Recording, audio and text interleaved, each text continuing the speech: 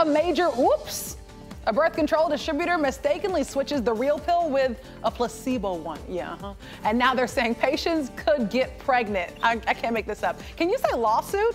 Allergan, the maker of Taytulla birth control capsules, said the 4 inactive placebo doses in a recent pack were placed out of order, posing a pregnancy risk.